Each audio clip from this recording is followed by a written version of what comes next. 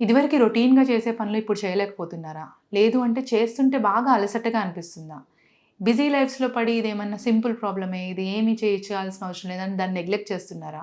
Are కొంతమంది దీన్ని depression అనుకోవడం గానీ, ఆర్ మేబీ వయసు పెరుగుతున్న కొద్దీ ఇలా అవుతదేమో అనుకుని దాన్ని పట్టించుకోవట్లేదా? ఇది క్యాన్సర్ ఫెటీగ్ కూడా అయ్యుండొచ్చు. అంటే క్యాన్సర్‌కి సంకేతం కూడా అయ్యుండొచ్చు. సో, డెఫినెట్‌గా ఏదన్నా ఫెటీగ్ అంటే అలసట 2, 3 వారాల కంటే ఎక్కువగా ఉండి, అబ్నార్మల్‌గా అనిపిచ్చి, ఆర్ అలసటతో పాటు ఇంకేమైనా సింప్టమ్స్ ఉన్నాయి, ఆర్ అలసట రెస్ట్ తీసుకున్నా తగ్గట్లేదు. పడుకున్నారు, లేచారు, తగ్గిపోవాలి అలసిపోతే. కానీ పడుకొని లేచినా సరే అలసిపోయినట్టే అనిపించడం. దీన్ని క్యాన్సర్ ఫెటీగ్ అంటారు. దీనివల్ల అంటే క్యాన్సర్‌కి సంకేతం అవ్వచ్చు. మీ బాడీలో లోపల క్యాన్సర్ అవుతుంది కాబట్టి మీకు బయటకి ఆ విధంగా సంకేతం కింద రావచ్చు. ఆర్ ఆల్రెడీ క్యాన్సర్ గురించి తెలిసిన పేషెంట్స్, క్యాన్సర్ డయాగ్నోస్డ్ పేషెంట్స్‌కి వన్ ఆఫ్ ది సింప్టమ్స్ అయ్యుండొచ్చు. డెఫినిట్‌గా ఫెటీగ్‌ని నెగ్లెక్ట్ చేయకండి. Thank you.